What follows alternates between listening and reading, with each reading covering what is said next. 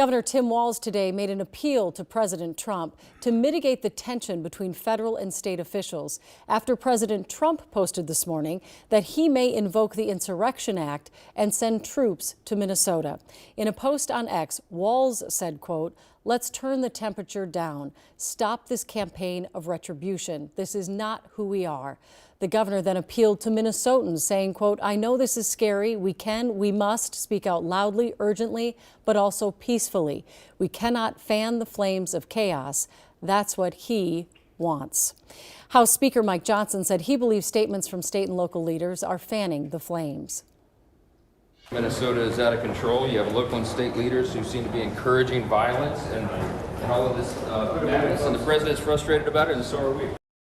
Well, all this as we're learning new information about the governor attempting apparently to get in touch with the president today. Let's go live to Danny Spiewak at the state capitol. Danny?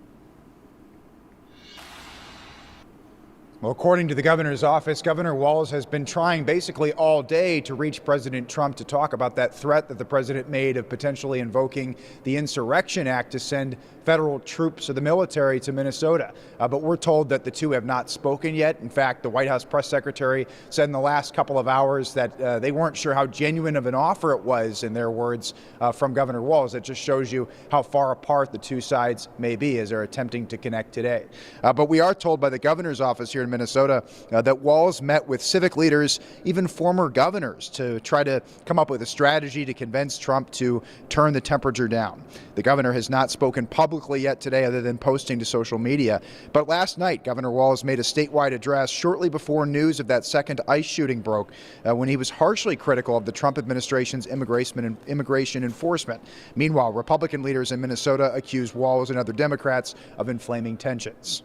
Let's be very, very clear. This long ago stopped being a matter of immigration enforcement. Instead, it's a campaign of organized brutality against the people of Minnesota by our own federal government. Federal law is the law. Federal immigration law should be enforced, and that Minnesota is going to cooperate with federal authorities rather than setting up some kind of opposition or fight with the federal government. So that right there was Minnesota Representative Harry Niska, a member of the House GOP leadership team. When asked about the Insurrection Act, he said he doesn't think anybody in Minnesota wants to see that, but did blame Democratic leaders in his mind for creating those conditions he believes that have led to all of this. Meanwhile, we have reached out to every member of the Republican congressional delegation in Minnesota to ask them if they support the president potentially using the act, and none have responded to us yet. Back to you. All right. Thank you, Danny.